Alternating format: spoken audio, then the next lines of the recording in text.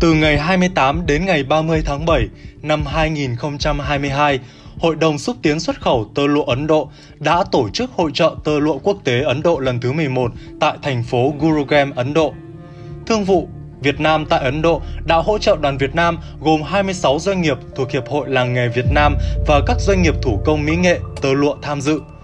Tại hội chợ, nhiều doanh nghiệp Việt Nam đã tương tác, tìm được nguồn cung cấp vải, lụa đáng tin cậy, chất lượng tốt nhằm đáp ứng nhu cầu sản xuất trong nước.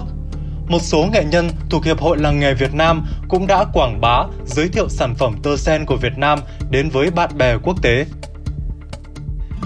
Ngày 3 tháng 8 năm 2022, Đại sứ quán Việt Nam tại Italia và các doanh nghiệp tơ lụa Việt Nam đã tổ chức hoạt động quảng bá, giới thiệu sản phẩm tơ lụa Bảo Lộc, Lâm Đồng tại tỉnh Como, Italia nhằm thúc đẩy quan hệ hợp tác giữa hai quốc gia trong lĩnh vực sản xuất, tiêu thụ sản phẩm tơ lụa. Dưới sự chủ trì của Đại sứ Dương Hải Hưng, đoàn công tác gồm các doanh nghiệp tơ lụa và thời trang như Vietmode, Việt Nam Siêu House, Nhật Minh Siêu đã đến thăm và làm việc tại thành phố Como, tỉnh Como.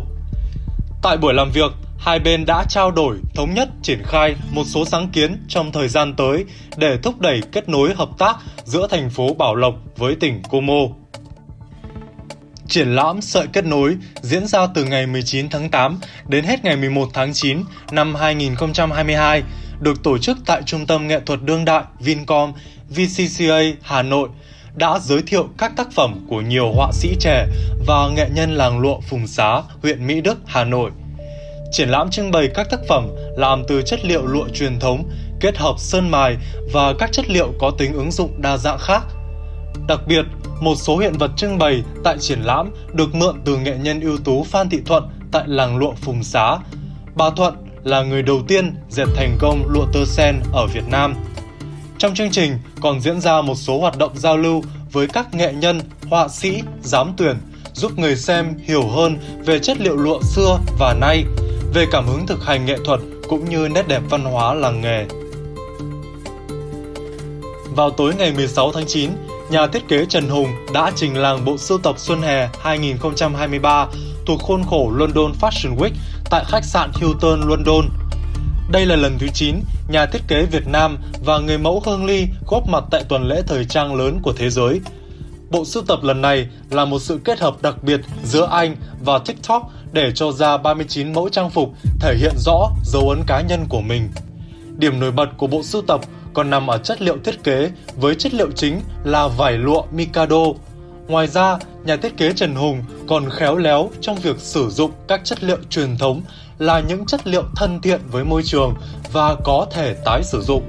Đây được xem là thế mạnh của nam thiết kế để tạo nên những trang phục đứng dáng, sang trọng, có thể sử dụng trong nhiều hoàn cảnh khác nhau. Nhân dịp kỷ niệm 15 năm quan hệ ngoại giao Việt Nam-San Marino,